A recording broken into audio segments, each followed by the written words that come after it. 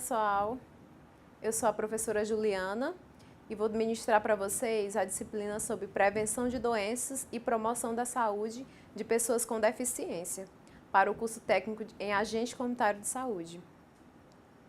Vou ler o roteiro da aula, vou falar sobre doenças, deficiências e a importância da família, sobre formação familiar, modelos de famílias, pessoa com deficiência, trajetória e realidade, planejamento familiar, exclusão social e as políticas públicas, a visão da sociedade e a função do agente comunitário de saúde na inclusão social.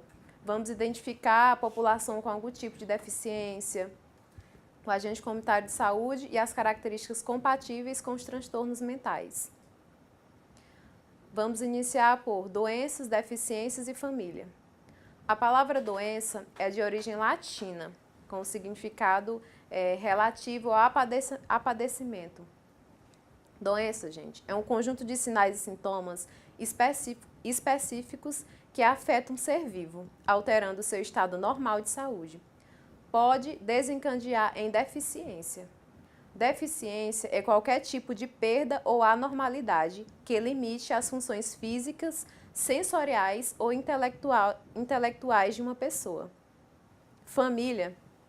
Segundo a Organização Mundial de Saúde, a família tem papel importante na prevenção, no acolhimento e na atenção às necessidades individuais e sociais da pessoa portadora de necessidades especiais. A família, ela tem papel muito importante no acolhimento e na prevenção dessas deficiências. Formação familiar.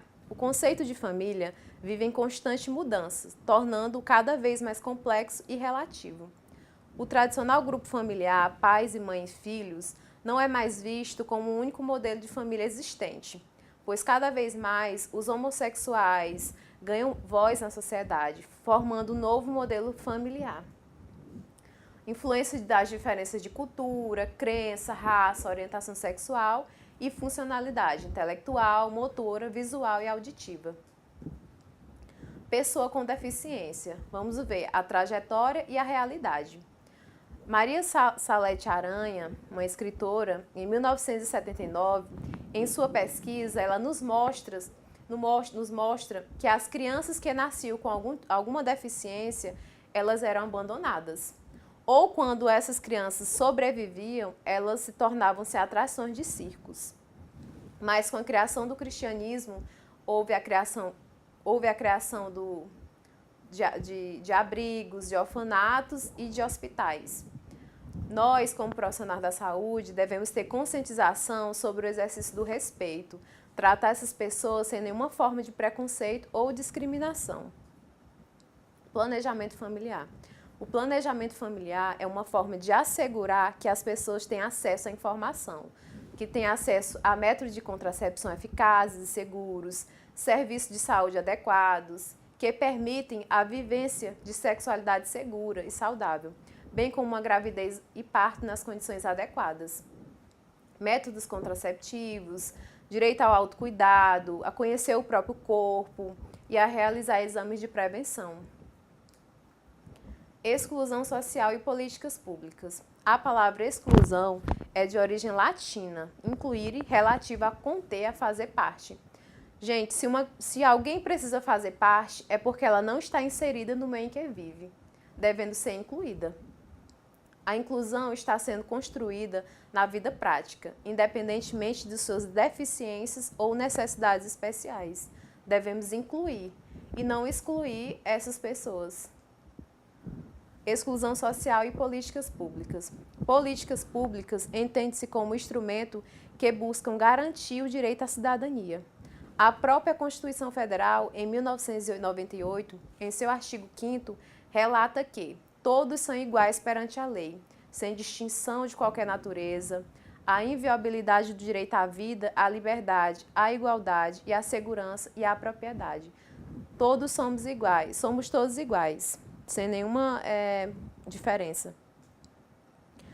Exclusão social e políticas públicas. Muitas políticas públicas foram elaboradas, entre elas a Declaração Universal dos Direitos Humanos, 1948, que prevê em seu artigo 1 que todos os seres humanos nascem livres e iguais em dignidade, em direito, dotados de razão e de consciência e devem agir uns para com os outros em espírito de fraternidade.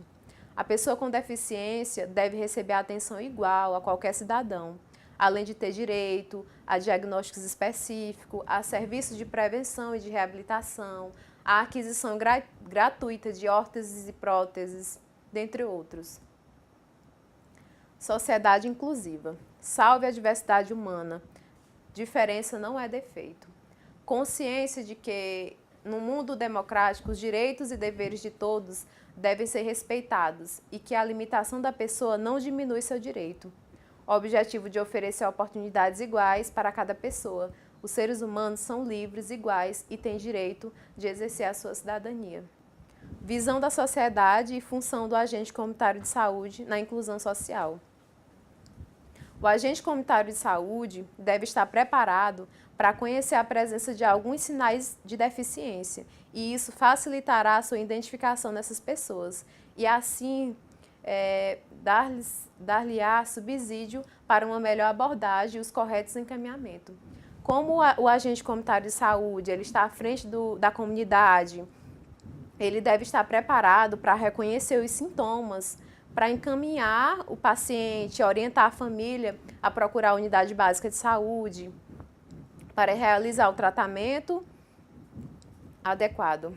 Na comunidade, poderão estar inseridas pessoas que apresentam um rebaixamento intelectual e será comum perceber nelas um atraso no desenvolvimento psicomotor, dificuldade de recepção das informações e de necessidade de supervisão em atividades de autocuidado, dificuldade de reação e aos estímulos. Esses são alguns dos sintomas que o agente comunitário de saúde deve estar atento para perceber se isso está acontecendo na sua comunidade, para ele estar orientando melhor a família, a procurar ajuda médica. Recomendações básicas. Eu vou falar um pouquinho sobre algumas recomendações básicas que vocês, como agente comunitário de saúde, deverão procurar agir diante de uma situação parecida, diante de uma situação como essa.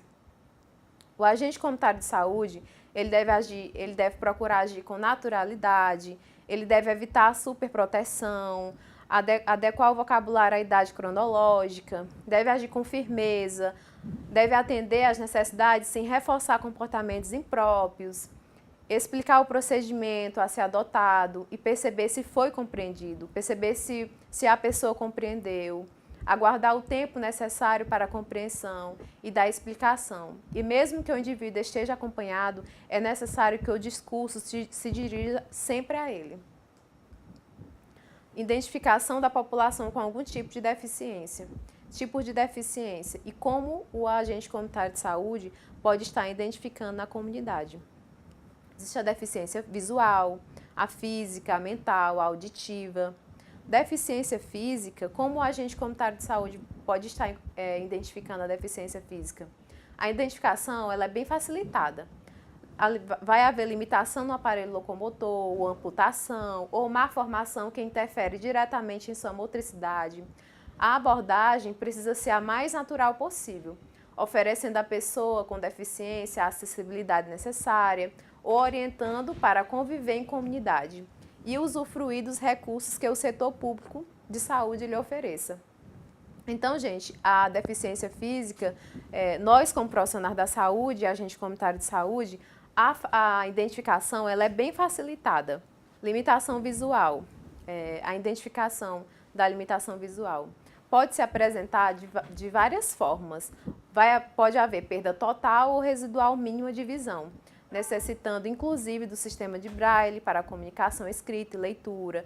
O agente comunitário de saúde deve agir sempre com naturalidade e falar diretamente com a pessoa, pois ela tem condições de ouvir e compreender, chamá-la pelo nome, conversar com ela, posicionar-se à sua frente e buscar a sua mão para cumprimentá-la faz com que ela se sinta inserida no ambiente.